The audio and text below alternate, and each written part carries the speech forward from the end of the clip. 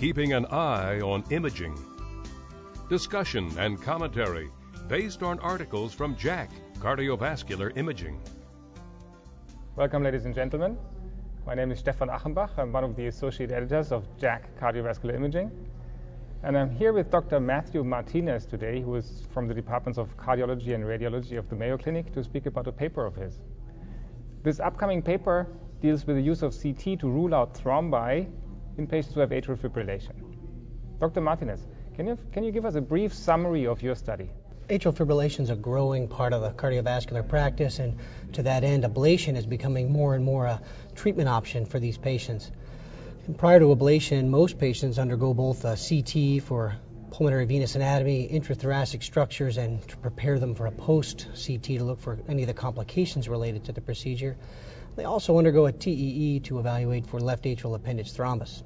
So what I aimed to look at was whether or not non-gated ECG CT could evaluate for both pulmonary venous anatomy and left atrial appendage thrombus compared to TE as the gold standard.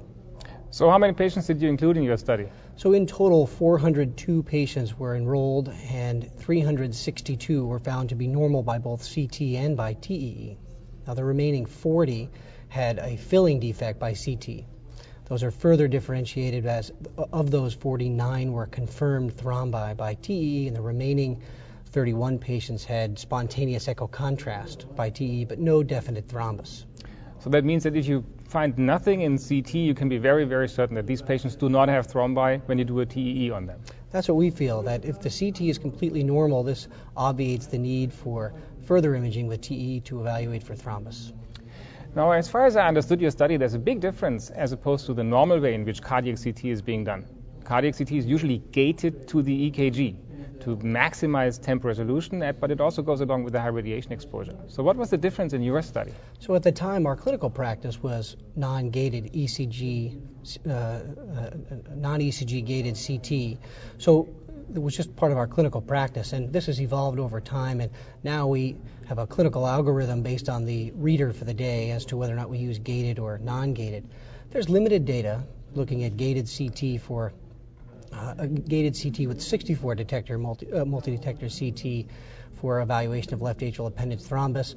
Some of the protocols vary in those studies, but this is the only study looking at non-ECG gated, and it, as you mentioned, it has a significant reduction in radiation exposure compared with gated CT.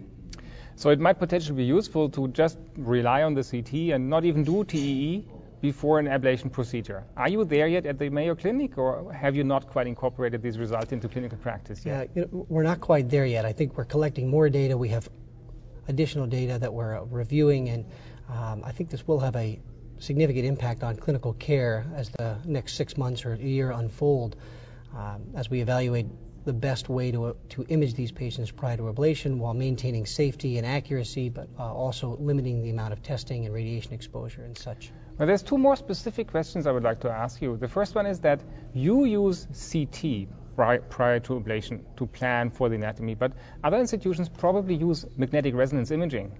Are you aware whether the same would be possible by MR to rule out thrombi? Is any data available?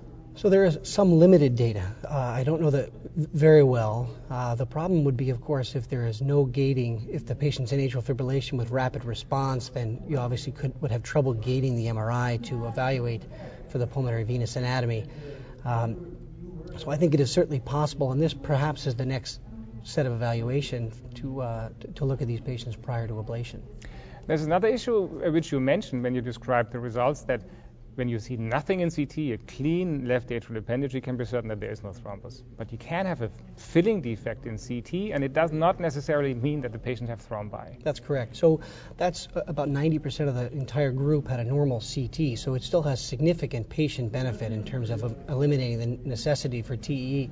But when there's a filling defect, it's unclear whether or not this will be spontaneous echo contrast, dense filling defect versus true thrombus or not.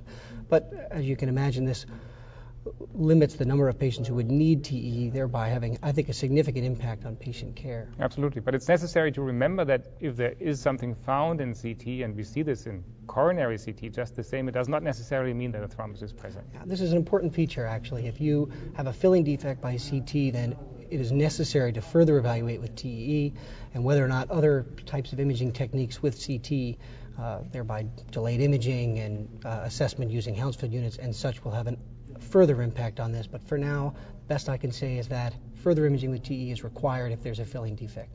Okay, thank you very much, Dr. Martinez. This was very interesting to talk to you, and we'll certainly observe closely whether this will change clinical practice. Thanks a lot. Thank you for having me.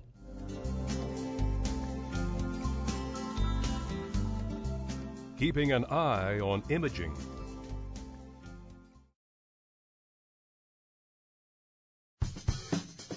Have a question or comment about a CVN story? Send us an email at cvnfeedback@acc.org.